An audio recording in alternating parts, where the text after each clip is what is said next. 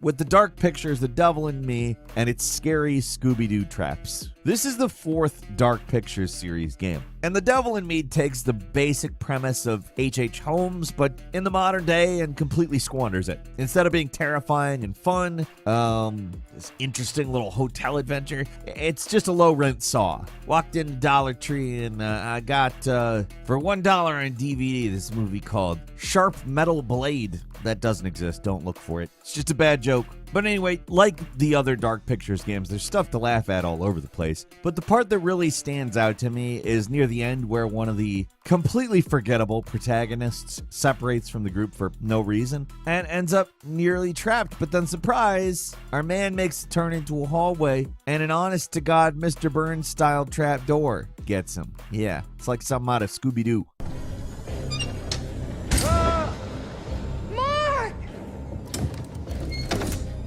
I don't know how anybody can take it seriously. It's one of the goofiest things I've ever seen. It's also obviously not on purpose, but it's the perfect comedy timing. It is not supposed to be funny. It is supposed to be scary, and that makes it much funnier. And number 9 is Mass Effect Andromeda's epic fight scene. There's a lot to laugh at in Andromeda, from the bad dialogue to the ugly, poorly animated character models. Narrowing it down to a single moment, it's tough. I do think I managed to find the perfect spot to talk about, though, and that's during the mission Parley with the Krogan, the follow-up to Conflict in the Colony. What's actually going on doesn't matter, but basically these two Krogans, they don't like each other, so they talk some smack before engaging in the most embarrassing battle you've ever seen. Keep in mind, this is supposed to be a cutscene, and this is the best they could do.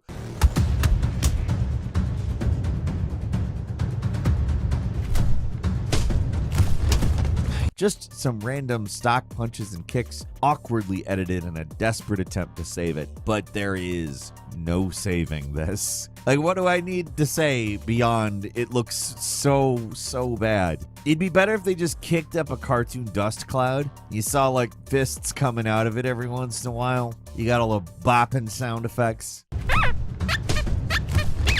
That would have been a better fight scene than this fight scene. It looks like a placeholder animation they left in. It's so basic. They're clearly not even really hitting each other. It's the sort of thing you see in like an 8-bit RPG, but there's excuses, and for some reason they end up seeming better animated than this. And number 8 is Stray Souls.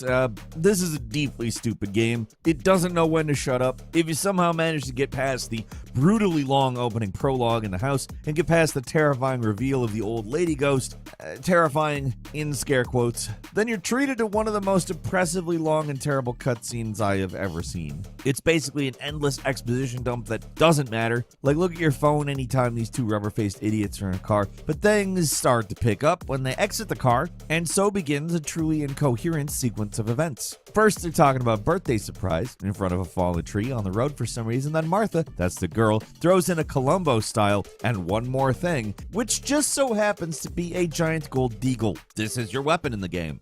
I want you to take it, just to be safe. I already took it to a gun range and tested it. It works just like a normal gun. This apparently grounded horror experience that just gives you a gold gun. Not a small one either. Like, in terms of a handgun, that's a weirdly large gold gun. For some reason, Martha wanders off, climbs a cliff, then goes into a random shack and picks up a weapon upgrade. Keep in mind you play as Daniel, not her, but somehow she picks up this item in a cutscene and you get the upgrade. I don't know what's happening. I do not know. This game. And number 7, Heavy Rain, the Tragedy of the Juice. In previous lists, we've hit the Heavy Rain button pretty heavily. Stop! Stop! But this game is a gift that keeps on giving. We've talked about the main points, of course. The QTE market chase, perhaps the best thing that's ever happened. The contrived and stupid events of Jason's death. But for this entry, we're going to focus on something a little more mundane, a little less bombastic. Because here's the thing, it's not just the big moments where you're laughing in Heavy Rain. It's basically all the moments, and this is the perfect example. Near the start of the game, you can putter around the house doing random things as Ethan. There's the classic Quantic Dream staples of taking a shower, going to the bathroom, but the moment that stands out to me is where you drink some juice. Sounds basic, I know. But this is early in the game, so you're not quite used to the QTE controls. You start to drink and then you stop, and you're treated to a face full of Ethan Mars' Inoue face.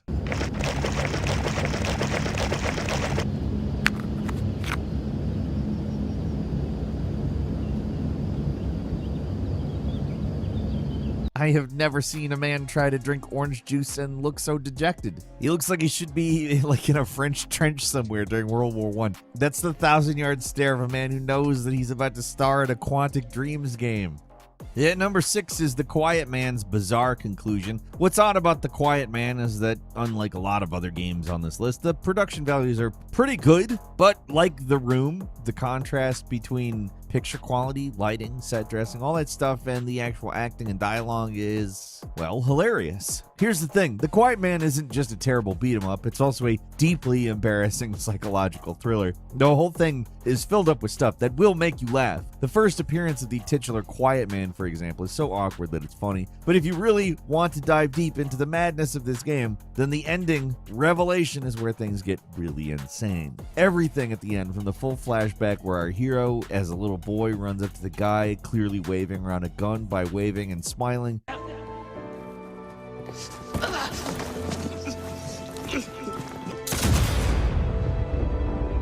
to the reveal that he invented the Quiet Man as a superhero or something. It's nuts. Oh yeah, and a drunk detective guy, he's not just your dad, he's also the Quiet Man. Then you put on the mask and you get superpowers somehow in a game where there's been nothing supernatural up to this point. Yeah, sure, why not? It's one of those games where you're always engaged, but it's never good. You're either rolling your eyes in disgust or laughing incredulously. It is an experience, I guess you could say. I don't know what else you would say, in fact. And number 5 is The Walking Dead Destiny's Battle of the Fates. Much hay has been made about how bad the cutscenes are in this game, and yes, they are. You could go into pretty much any random cinematic moment and find something to laugh at here, but for this entry, I want to go big. The single biggest laugh I got from this game was during the big dramatic showdown with Rick and Shane. Like, you got the slideshow cutscenes, the awkward sound-alike voices, the goofy faces everyone makes at every moment in this game. All of it is all bad, but this is the part of the game they're actually kind of trying with, and it's still just the worst. You gonna kill me in cold blood? Take my place so you can screw my wife? Have my children? My children! Call you daddy?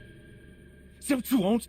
This 2-stage boss battle is sloppy, stupid, and really not fun. The first stage is bad, the second is torture, and it tries to be cinematic and dramatic by covering the screen with character quotes and dramatic flashbacks as these two puppets, Team America, flail around at each other in one of the most overdone but undercooked boss battles in video game history. Maybe I'm just losing my mind at this point, but the screen overlays combined with the terrible combat and the impressive music, which is, by the way, just a TV show theme on repeat, music that's already played way too much in this game, and honestly isn't that good or memorable anyway. It's painful. Metal Gear Solid 3 or 4 or whatever, I don't know what they expected to get from me, but it's not the laughter I'm given, which is a lot. And number 4 is Shadow the Hedgehog. That one line, yeah, you know. Yeah, the fact this game exists, it still baffles me to this day. It was bizarre when it came out, and it's bizarre now. I don't know who wanted this, and I don't know really anything about why this happened. I don't understand it. Does the world need a dark and edgy Sonic the Hedgehog game with guns and swears? It still looks like a game for children. Everything about it seems aimed at kids, which only makes the whole presentation that much more embarrassing. It's Sonic with a gun. It's so silly, but the game tries to present all this totally serious stuff to you, and basically says don't laugh, and I'm sorry, but I'm gonna laugh. It is unavoidable. The biggest laugh of all, might I add, comes from the start of the level Circus Park, where immediately upon entering, Shadow says the immortal words, "Where is that damn fourth chaos?" I can't even say it. Where is that damn fucking... He says, "Where is that damn fourth Chaos Emerald?" It's so stupid. Where's that damn fourth Chaos Emerald? It's well over a decade later, and I am still laughing my ass off, even thinking about it. It's the perfect line to sum up the entire game. This guy doesn't ask for Chaos Emeralds politely. He swears, and he's got a gun. And that gun it's gotta be really big in order to fit in that hand. But you know, they went bigger than they needed to. That's for sure. Do not mess with Shadow. He is not messing around anymore. He wants to know where that damn fourth Chaos I genuinely can't say it. It's so dumb. And number 3 is Spy Fiction. Boo-hoo, poor baby. Before Swery made a big ripping off David Lynch with Deadly Premonition, he tried his hand at ripping off Kojima with Spy Fiction, and it did not work out as well. The game got middling reviews at best, and it isn't even as close to as good as even the worst Metal Gear Solid game, but hey, it has got some funny cutscenes, and a lot of them. Guess what? They're total nonsense. The most absurd is this one near the end where a braying jackass named Dimitri reveals he's got one of your buddies hanging from a cross. Then he shoots him, and then he mocks our heroes by saying, and I quote, "Boo-hoo, poor baby."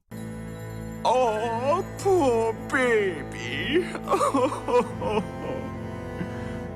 Didn't you like that? So, say what you will about Kojima's acting, but he knows how to make an entertaining villain. Dimitri? No. He's a cartoon German goof who monologues endlessly without saying anything at all and has perfect plans within plans that make no sense and constantly bamboozles the completely worthless heroes. This isn't even the first time he's chained up and killed one of your allies, might I add. It's just a repeat of something that's happened already, but it's more laughable. Like somehow it's more dumb than the first time. Anytime someone in a video game rears their heads back and lets out a big no, I can't help but cringe, but this is probably the worst one I've seen. What sound is this guy even trying to make?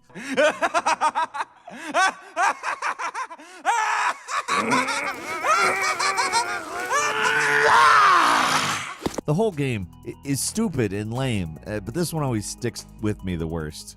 And number 2 is Devil's Third, the opening cutscene. After leaving Tecmo, the famously eccentric Tomonobu Itagaki, the guy responsible for Ninja Gaiden Black and the DOA series, went on to form Valhalla Game Studios with a suspiciously similar logo to Team Ninja, and their first game was Devil's Third. Never heard of it? Well, it's probably because it was a Wii U exclusive. Talk about a black hole for game preservation. Wii U exclusive. And as far as games on that system, relatively speaking, this one also bombed. And while its combination of close range and long range combat was interesting in concept, the actual game was dumb as hell, putting it mildly. If you want to know everything there is to know about this game, watch this opening cutscene. It's so self-serious and ridiculous, it's hard not to laugh at what's going on. I mean, any game that starts with the title card Guantanamo Bay, you know it's gonna go places. Sure, there's a secret underground prison, and sure, the prisoners are just like gangsters or something, and they're rioting. Why not? Enter codename Ivan. And somebody must have thought,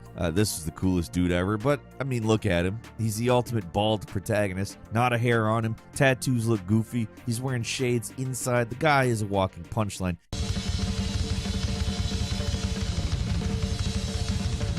And he's a mean drum player in his luxury maximum security prison cell. Yeah, it's supposed to be intentionally over the top, but the game plays it all so straight that it's hard to tell. Like, when you do something that over the top, you're supposed to crack jokes or wink at the camera or something. Like, there has to be a purpose, and there isn't. There's no irony, no humor, nothing we're really meant to see, even. It's, I think, meant to be cool, but it's just laughable.